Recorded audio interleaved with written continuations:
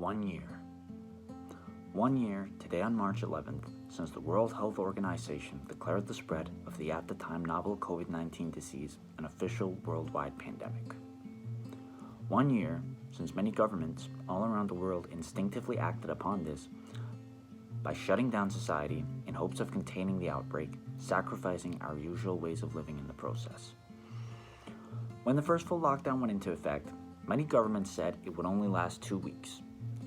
Well, here we are 1 year later, in some countries on our second, third, maybe even fourth lockdown. Perhaps what the governments should have done is they should have added a 5 before the 2 in 2 weeks. Hell, maybe they should just have added a lying down 8, an infinity sign. This last year has been one of many dark things. It's been a year of financial chaos in the historically bleeding economy. It has been a year where living in general has been harder due to restrictions and limited opportunities. These limited opportunities have, among other factors, resulted in the mental health among young people taking a significant hit, as many young people have been left with a feeling of loneliness, sadness, depression, or anger. I've already talked in depth about the link between limited opportunities during the essential formative shaping years of one's youth and mental health, so I'm not going to spend too much time repeating that. However, I am going to talk about where are we now, 1 year later. After this long, is there a clear end of the lockdowns in sight? Are there any real promises that restrictions will be lifted in the near future? Are there any guarantees that the mass distribution and rolling out of vaccines will do much in helping the world return to normal? A normal that was last felt in the early days of March 2020 and more or less has died out since. Millions and millions of young people just want this normal back and want to continue shaping themselves by seeing their plans through. But to what extent is that even going to be possible in the near future? Will something as simple as a reopening of society and the world make for a feeling of enthusiasm and purpose in a young person's heart?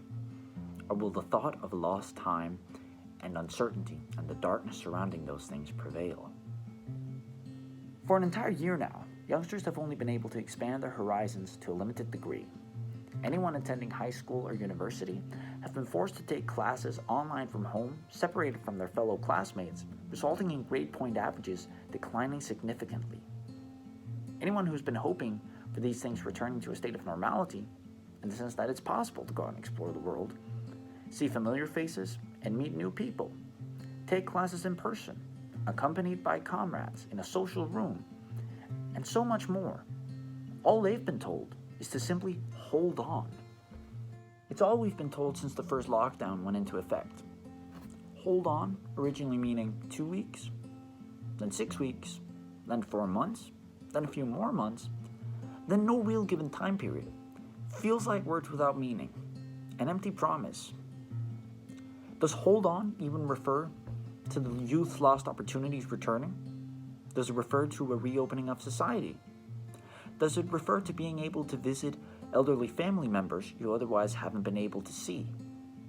What does it mean? It's no wonder that only being told to hold on doesn't fill a young person's heart with hope. Hope that despite some lost time, one will not continue to feel surrounded by uncertainty. Hope that it will be possible to hit resume on one's shaping plans one has been looking forward to for so long. Hope that one will rediscover the enthusiasm and excitement about hitting that resume button in the first place. Hope that one will overall have a stronger joy of life once again. Let alone, even over such a long time period, what have responsible politicians done to properly acknowledge this consequence of the lockdowns? What have they done to try and do something about it? Are they going to treat young people who have been struggling mentally for so long, some of whom have even been on the brink of suicide, as about collateral damage that had to be done in order to protect others? That way of handling the situation is separating the population into different groups, making one group, in this case the youngsters, feel set aside and invisible.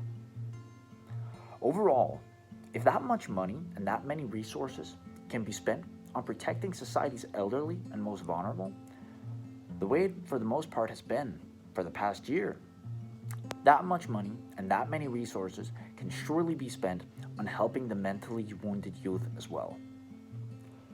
To politicians and government leaders all around the world who play a role in being responsible for the lockdowns, and that way, directly or indirectly, the mental struggles found among the youth as well, I'm asking this of you. Give us real hope. Make us a real promise. Make us a real promise that the opportunities to shape ourselves during the formative shaping years of our youth will be available again in the near future. Make us a promise that those who are afraid dark thoughts will remain the strongest will receive help in terms of carrying on, and in terms of rediscovering the enthusiasm about becoming their own person. Make it possible for us to look forward to something real that gives us a feeling of purpose, instead of just waiting for a light that never comes, like we've done for too long now. No more hold-ons. No more half-patiences. No more just a little while longers.